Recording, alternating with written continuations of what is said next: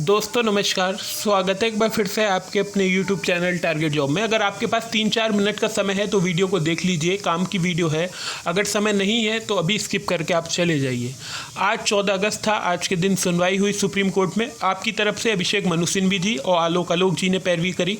दूसरी तरफ UGC का जो पक्ष है वो तुषार मेहता जी, जो सॉलिसिटर जनरल ऑफ इंडिया है, उन्होंने रखा। दोनों की बहसबाजी अच्छी हुई। इस टाइम अगर आज की बात करें तो आज जो है आपका पक्ष बहुत अच्छी तरीके से रखा गया। पिछली बार जो UGC अच्छा खेला था, कहने का मतलब है UGC ने अच्छी बैटिंग करी थी। आज आपके वकीलों ने अच्छी बैटिंग करी है, कहने का मतलब है उनका जो मुद्दे थे उसे अच्छी तरीके से सुना गया और उन्हें रखा भी गया था। इसके बाद 2-3 चीज़ें उभर कर आ रही हैं। देखिए, जब आपकी सुनवाई ख़त्म हो गई 14 अगस्त को, जब आपकी डेट 18 अगस्त लगी, उसके बाद एक सुनवाई शुरू हुई खंड शिक्षा अधिकारी। यूपी में एक पेपर है 16 अगस्त को खंड शिक्षा अधिकारी के नाम से, उसकी सुनवाई थी कि पेपर को टाला जाए।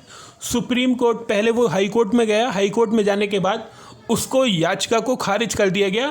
फिर बच्चों ने न्याय के लिए, स्टूडेंट्स ने न्याय के लिए अब वो सुप्रीम कोर्ट गए, तो सुप्रीम कोर्ट में इमरजेंसी पैरवी कराई गई और सुप्रीम कोर्ट ने भी उनकी याचिका खारिज कर दी। कहने का मतलब है 16 अगस्त को BEO खंड शिक्षा अधिकारी का पेपर होगा, उसमें किसी भी प्रकार का कोई भी परिवर्तन नहीं किया गया है। दूसरी तरफ गृह मंत्रालय से महत्वपूर्ण बयान आया है, उसे देख लेते हैं और देखते हैं क्या है पूरी खबर। देखिए, ये हैं रवीश कुमार और इन्हें आप जानते होंगे। नहीं जानते हैं तो NDTV पे सर्च कर लीजिए, डालिए NDTV रवीश कुमार।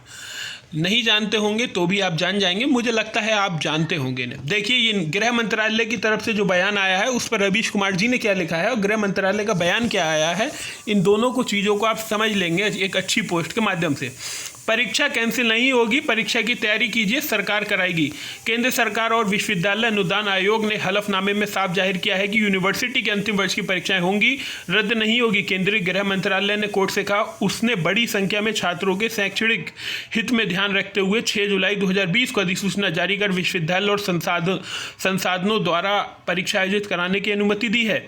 यह फैसला मानव विकास मंत्रालय द्वारा किए गए अनुरोधों तथा राष्ट्रीय आपदा प्रबंधन प्राधिकरण एवं आपदा प्रबंधन अधिनियम 2005 धारा 10(2)(1) के तहत जारी किए गए दिशा निर्देशों के अनुसार लिया गया है। दूसरी तरफ UGC ने हलफनामे देकर ये कहा कि वह देश भर के सभी विश्वविद्यालयों की परीक्षा रद्द करने की मांग वाली याचिका का विरोध करती है।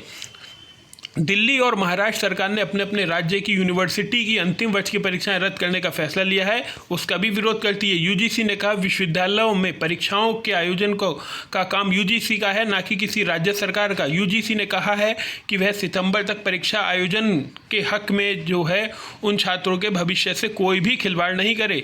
UGC ने यह भी कहा है कि बिना परीक्षा के मिली डिग्री की कोई मान्यता नहीं दी जा सकती। तो UGC ने साफ कहा है परीक्षा होगी, हर हाल में होगी। अगर बिना परीक्षा कोई पास हुआ फाइनल ईयर का छात्र तो उसकी डिग्री मान्य नहीं होगी। पोस्ट यहीं पर नहीं रुकी है, पोस्ट और पढ़िए। याचिकाकर्ता का कहना है परीक्षा के आयोजन को लेकर UGC का स्टैंड कोरोना से बचाव पर गृह मंत्रालय की गाइडलाइन से बिल्कुल अलग है। शुक्रवार को इस मामले में सुनवाई होनी है, वो सुनवाई आज हो गई। सुप्रीम कोर्ट में गृह मंत्रालय और UGC ने रुख से साफ है कि परीक्षाएं रद्द नहीं होंगी। सुप्रीम कोर्ट का फैसला क्या होगा यह तो कोई नहीं बता सकता, लेकिन जब सरकार कराने की जिम्मेदारी ले रही है तो समझा जा सकता है कि परीक्षा रद्द नहीं होगी। इसलिए आप समय से तैयारी में लग जाइए, जब भी कोर्ट का फैसला आएगा तब आप तैयारी करें, ये गलत होगा। इसी तरह BHU, नीट, JEE, CLET की परीक्षा वाले भी तैयारी करते रहें। आपको हम फिर से एक बार इल्तहा करते हैं कि यूनिवर्सिटी परीक्षा की तैयारी बहुत ज़ोरों पे कर दीजिए। अगर अब भी नहीं पढ़ा है तो रात के 2-2, 3-3 बजे तक पढ़ाई शुरू कर दीजिए। अगर यूनिवर्सिटी परीक्षा हो गई और आपकी तैयारी नहीं हुई तो यकीन मानिएगा 1 साल बहुत ज़्यादा बेकार होगा और बैक की लाइनें लग जाएंगी। और AKTU वाले ये खबर ध्यान से सुन लीजिए, क्योंकि यूनिवर्सिटी परीक्षा में जो MCQ पैटर्न लाया गया है कुछ यूनिवर्सिटी में, तो आप समझ नहीं सकते हैं क्या हाल होने वाला है। डिस्क्रिप्टिव ऐसे टाइप क्वेश्चन में मामला अलग होता है, लेकिन जब MCQ क्वेश्चन आते हैं, 5 MCQ हर एक विश्वविद्यालय में भी आते हैं, आप जानते होंगे उसमें कितना सही होता है। ये मत सोचिएगा 5 MCQ हैं आसपास में पड़ोस से पता चल जाएंगे। 5 MCQ में हो जाता है कि आपके फ्रेंड बता दें, लेकिन जब 100 MCQ होते हैं तो उंगलियों पे इशारे भी नहीं चलते हैं। आप समझ रहे होंगे कि मेरा इशारा किस तरफ है। तो अपनी पढ़ाई जारी रखिए। MCQ में ये भी नहीं होता है कि थोड़ा सा सही है तो सही है, अगर वो ठीक होता है तो ठीक ठीक है तो 90, 100 में 100 ठीक नहीं है तो 100 में से 25 है तो 25 ही, उसमें कोई नंबर बढ़ने की संभावना भी नहीं होती है। मेरा बस यही कहना है, कोर्ट जो कुछ भी फैसला देगा अच्छा है, फैसला दे, आपके प्रमोशन मिले, बहुत अच्छी बात है। लेकिन अगर प्रमोशन बाई चांस नहीं मिला, और मैंने आपको आज बता दिया बीओ की परीक्षा की याचिका खारिज कर दी है, परीक्षा तय समय पर होगी, 16 सितंबर को होगी, 16 अगस्त को पेपर है उसका, 16 अगस्त को परीक्षा होगी।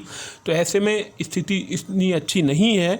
आपकी तरफ से आज पक्ष बहुत अच्छा रखा गया था, लेकिन उसके बावजूद गृह मंत्रालय ने जब जिम्मेदारी ली है तो फिर आप समझ सकते हैं कि क्या होने वाला है। तो आप अपनी तैयारी करिए, लगातार जो भी अपडेट होगी वो दी जाएगी। अब 18 मार्च को सुनवाई है, तभी मिलेंगे। आप अपनी पढ़ाई जारी रखिए। 24 तारीख से चौधरी चरण सिंह के पेपर हैं और 27 तारीख से रोहिलखंड के पेपर हैं। आगरा यूनिवर्सिटी और राम मनोहर लोहिया यूनिवर्सिटी के पेपर भी 1 सितंबर के आसपास शुरू हो जाएंगे, और छत्रपति शाहू जी महाराज के पेपर भी लगभग प्रथम सप्ताह में सितंबर के प्रस्तावित हैं। तो ऐसे में आपको दिक्कत हो जाएगी, आप समझ रहे हैं। AKTU के पेपर भी सितंबर में हैं, आप समझ रहे हैं, आपको दिक्कत हो जाएगी अगर आपने थोड़ी सी भी ढील दी। तो उम्मीद करते हैं आप अपनी पढ़ाई पर फोकस करेंगे, जो भी अपडेट होगी वो आपको दी जाएगी।